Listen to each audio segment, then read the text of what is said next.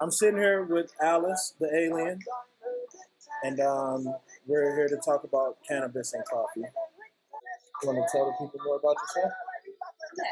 I'm Alice Valpey. I've been doing stand-up since like 2017, heavily.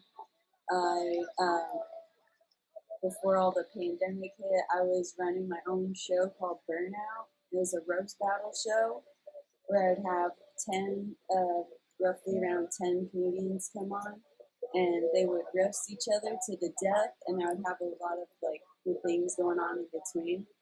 Yeah, it was a really fun time. I was known as like a roast master. A very dope comedian that I've had the honor of seeing live, and funny as fuck with the comebacks. Like, if you haven't seen Alice live, you should definitely check out Alice live. I met you at literally the worst show ever, and the characters that you played. What show was that? I think it was like one of the final shows, and they had you to come on stage and do what was it? The episode with the donkey. Okay, you're talking about the Roast of America? Yes. Last year?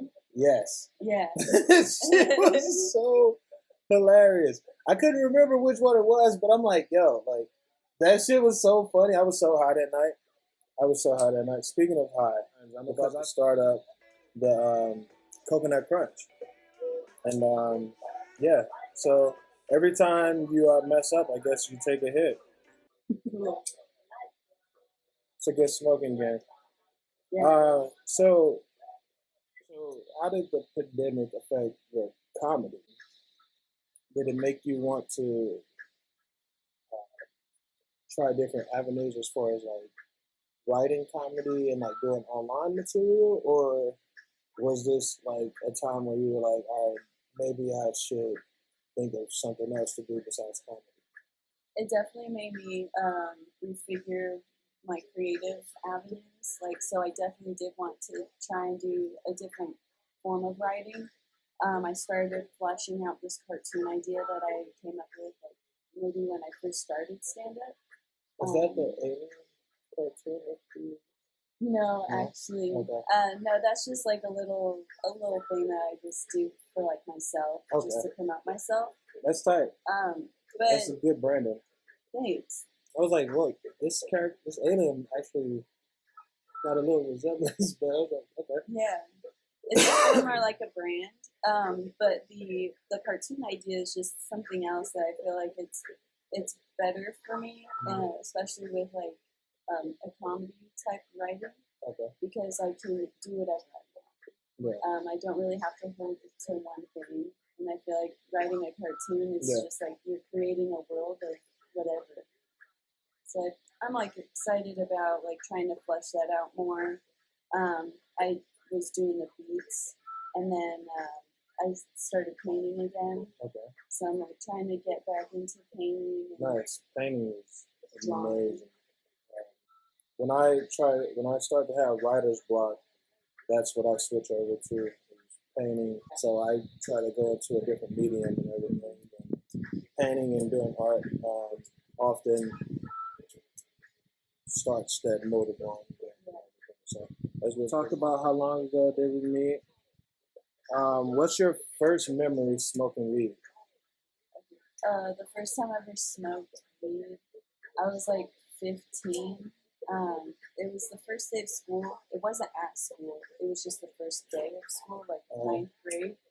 And first day of ninth grade? You decided to smoke weed? Well, I was just chilling in the front yard, and my mom wasn't home, and she had just left. My mom was single at the time, so she was like moving my older cousins in, and they were a little bit. So when I was 15, they were like in their hitting their 20s. Okay. So it was a little introduction to it. Yeah. Like one of my cousins and a friend of the family, he had a joint, and it was with Reggie, so it wasn't of anything good. Yeah. And they just asked me if I wanted to hit the joint, and I started smoking. I smoked about half the joint with them, and they're like, "Damn, you're just ready to be a stoner." Like they already knew I was gonna be just this person. this is what I was waiting for. It was like Yeah. worth it for some odd reason. It was worth the wait. But ganja is such an amazing plant. Has so many healing properties, but it also gets this huge negative outlet from. It's taboo. Yeah, I got my prescription because I suffer from gout. Just when a uric acid blood doesn't filter out shit, and I end up getting swollen joints. It's very painful, and I don't like taking pharmaceutical drugs. Yeah. So that is my huge driver. It's like I prefer to smoke a joint, chill. There's always edibles for that. Yeah. There's always CBD if you take too many edibles, which is another form of the plant. Yes. But CBD doesn't get enough credit either. Shout out to all the CBD growers. Shout out to all CBD. This is Lava Cake. I'm excited for this one. We just smoked the coconut crunch, and we are like 3 questions in. Let's see. Okay, so what do you think about cannabis becoming so mainstream? I think it's a good thing. I think that so I was like reading a part of this book that Jack Herr wrote, and it's like the history of cannabis, like up until the very first time ever it was used. So back in the 1700s, like just to about roughly 200 to 300 years ago, it was illegal to not have a hemp farm. Really? Yeah, it was. Really? Yeah, it was. Really? Yeah, it was. Wow. Illegal to not have a hemp farm. You hear this? It was good for the environment. It was basically one of the main plants that was helping the environment. Wow. That sounds like something I've been preaching. Filtering. Sounds like something I've been preaching. Yeah, so it's like it's pretty crazy. Dude, wow. I'm excited. I'm sorry for interrupting. It's cool. I'm just in the world of cannabis right now, and I'm super excited. It was illegal. It was illegal to not have a hemp field. To not have a hemp field, and that wasn't even for smoking or anything like that. It was for agricultural purposes and industrial purposes. So it was to make things out of. It wasn't even just to smoke. Look at the shirt. Look at the shirt. I came prepared. Plants. This does taste like a grape pie. Oh, I was wanting the grape. That's what it was. I'm like, what is this flavor? Yeah, this is really good. Yeah. Shout out to Lava Cake, True Infusion. Yeah. You got this one. You got this one right. You got this one right. True Infusion is actually one of my favorite grows. Really? Yeah, I have a few favorite grows out here, just from working in the industry. So please tell me, because I'm just now like learning about the industry out here. Like I know so much about cannabis, so much about all of that, but the industry in Arizona is different than California. Oh yeah. It's different than Nevada. So like, I've gone to roughly 15 dispensaries now because I wanted to go and see who's really growing that shit and who's saying that they're growing that shit. Yeah. And because I've been smoking weed for over 10 years now, I know great quality weed. I know what properly grown cannabis tastes like and what the flames should look like, you know? Yeah.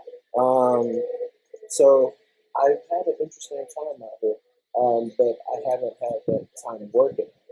Okay. So how could you explain your experience working in the industry out here and give me some insight on who's your favorite to go to?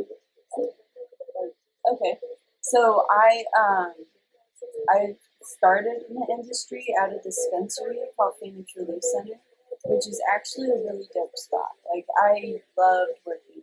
Like the smallness of the shop really puts a vibe. Okay.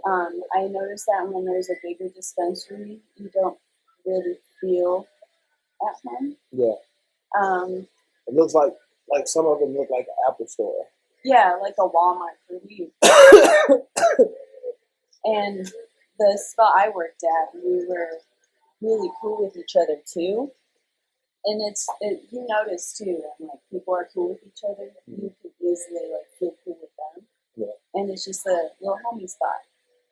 And where was this located? it was in Valpey area, so it's on 35th Avenue in Southern. Is it still open? It's still open. Okay, I'm gonna have to stop by there. You said 35th Avenue, Southern? Yeah. Okay. Yeah, it's really dope. Like, and it's cool because coincidentally, like everybody on the team was creative in some way. So some people were a part of like the music scene, and other aspects, and then some people like just drew and wrote and painted and did their own. That's fucking tight, man. So it felt like I was a part of a collective, yeah. and we worked for a dope ass weed spot, and we knew about cannabis, yeah. and we knew what we were smoking, and everybody trusted us, yeah. like to pick weed for them too. Nice. So it was really cool. Like, if anyone was scared to go out of their comfort zone and to try something new, like a CBD product or an edible or even dabs, because it was the first time I'd ever done dabs. Yeah. Like, they knew that they could trust us in our opinion on how to start and what to buy and how they should do it. And I over-explain because I like to feel comfortable. And so you like want the customer to feel comfortable, like, hey, like, relax. Yeah, top to bottom. Like, so my favorite was getting the people who were first doing dabs because I'm small and like I love fat booger dabs. Like my friends used to do that to me, and sorry. No, you're good. So there would be patients coming in, and they'd be like,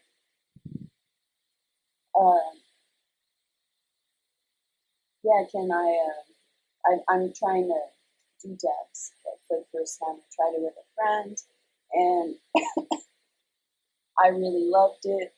But now I think I'm ready to buy my own stuff, and I'd be like, I love doing this, and I always tell them that too, so they don't feel so self-conscious about asking. Like when you know someone loves explaining this like subject to somebody, like you just can feel that like, oh shit, this is what they love to do. Like I feel comfortable now, like, being around them and scared to try something new. So it's just the psychology behind it too, of like making sure everybody's comfortable with trying weed or cannabis in a different form. Yeah. Especially if it's new to them, and it's like this whole idea is new as fuck too. Yeah. Like, and that's something that you have just naturally, because when you're on a mic, you know how to be relatable and you know how to make people feel comfortable. Yeah. And that's one thing that I caught about you. Like, soon as I saw, I was like, wow, like it's a lot of people that do things, but they don't capture the moment. Yeah. You know? Yeah. And it's only a few people who can actually capture the moment. And you're one of those comedians. Anwar's one of those comedians. Mike Turner's one of those comedians. Michael Longfellow is one of those comedians. Chappelle Lacey. Like, I was like, holy shit, I'm watching the next wave of comedic genius here in Phoenix, Arizona. And it's so fucking beautiful because, like, Anwar and Mike then would give people a chance, and like you'd see some people go up there, and you just like, oh shit, that's horrible. And then like you see some greatness go up, and you're like, wow, that's tight. Like, and just like I've had people like, I don't understand like how you write music, and like for me it comes natural. I'm sure like it comes natural for you, right? Like when you write jokes and comedy and stuff, like you're just like a naturally funny person. Yeah. Yeah. I would say so. Just, you know, when like the people in the friends group, and then there's just that quiet one that has like the little tiny like hey, and then everyone's like, oh, like they said that. Yeah. Like that's normally like me. And then I started to realize like I could fit that in my shtick, because everybody's their own type of genius, and that's what I realized when it comes to every creative art. You have your vision, and you trust yourself, and you speak that truth that is yours. Yeah. Like other people believe it because they see that you believe it. Yeah. And like that's what's the beautiful thing about like supporting people and their art is that like you believe what they believe, like with them. And I feel like that's what happens when we are like when we have like not like the underground or the mainstream, but that like middle ground of artists where I would say like Steve Lacy from the internet. Yeah. You know how like he just has a small following, but people love the fuck out of him. Yeah. It's like that, I feel like the cult following. Yeah. I feel like locally, like on a local scale where it's such a smaller scale, it's more personal and it's more friendly than anything. It feels way more important than on a larger scale. It's a beautiful thing. Like pre-corona, the community was thriving, and I saw more and more artists coming together. And my thing is like bridging artists from different communities together. That's why all of my different all of my like big shows, the variety shows, I would have artists from alternative rock, rap, reggae. It's like a fusion of all sounds. And then when I started doing open mics, and I was like, yo, I need comedians to come out and everything like that. All of that was a purpose to bring everybody in. To build a stronger art community out here. Art music community out here. And it's a beautiful thing to do and to be a part of. So it's been an honor to be collected and like with that group of people and everybody to be able to know that. Yeah, that's what I was trying to do with like my Burnout show when I was able to run a live production. I was like, all right, once I can finally do it to its fullest potential, because it originated in a shitty dive bar, and so all it had was like the roasts, and then in between rounds would be stand-up comedy. And I noticed when it's so stagnant, like the stand-up comedy, people really listen to, so they get a little bored, and they don't even care about the person who's performing for them. And I felt really terrible about that because like I paid them and stuff for performing, but I still felt bad as fuck about the fact that like they lose interest. They didn't get their share of the feel of the people. Yeah. And that I didn't think that was right. So I definitely wanted, and I already had enough stand-up comedians. Like the entire show of like the roast battle is comedy, and it's meme comedy. Yeah. It's like its own comedy. It's like what your mama said. Like if you've never seen a roast, you should go look up roast. Did you have any of the burnout sessions on YouTube? Yeah. Well, no, not on YouTube. I'm actually trying to put that together. Okay. Now. So there's so much footage of burnout. Like there were 5 shows total, and so I was trying to save 4 shows. So I was trying to save the first 3 shows that are at the dive bar where it originated. I wanted to save those a little bit, and then try and figure out how to do some editing. Nice little promo for it. Yeah. Hey, how y'all doing? Instagram Live. So, just so you know, every time that I record this cannabis and coffee, I'm going to start going live on Instagram. So if you want to have your question answered live on the episode, then you can tune in to Instagram and ask your question. So, a celebrity, dead or alive, who would you want to smoke with? Dead or alive, if they died today, if they died tomorrow, I'd always want to smoke with this. I would say Uncle Snoop. Uncle Snoop. Sure. Yeah, and I just want to hear him call me nephew. That's it. That's all I want. Alice want to be called nephew, Uncle Snoop. Oh yeah, I didn't really get to name a few of my favorite spots out here. Oh yeah, growers. Definitely AZ nectar farms. Like they're really good nectar farms. True Visions, Move. You got the coconut punch. It's like from Move. I noticed they're really badass. Definitely love Grow Sciences. I've had. It's pretty good too. High Class. High Class? Yeah. I haven't tried that. Okay. So far, so Move, High Class, True Infusions, Grow Science, which Grow Science does have some bomb. I've had Grow Science before. I've had Move. We just smoked the Move Coconut Crunch. Fucking purple as shit. Beautiful.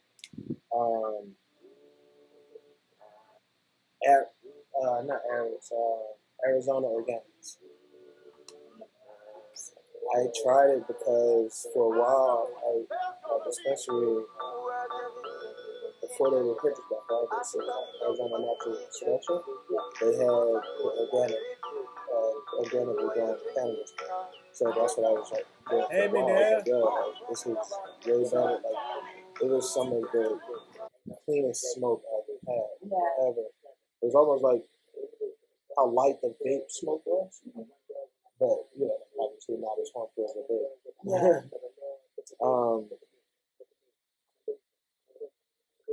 What's going on? But yeah, so that's all it was. Just I really wanted to try the organic flower, and they had it. It was pretty good. Have you tried any of the cookies or lemonade strains? I haven't. So where I work now, I don't work at the dispensary anymore. I do work at Bud Road and a core cultivation site, and it's.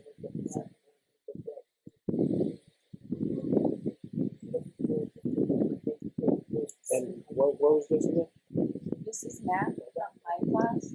Matt from High Class. So now I get to try some High Class. Yeah, it's pretty good. It was at this moment that he knew he fucked up.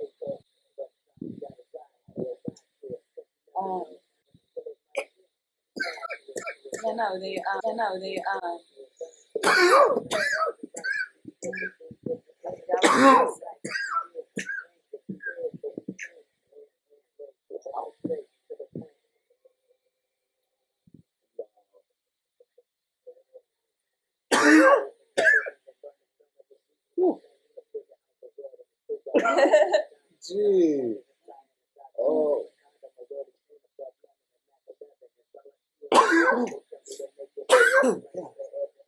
Okay. Miracle Alien Cookies. Miracle Alien Cookies.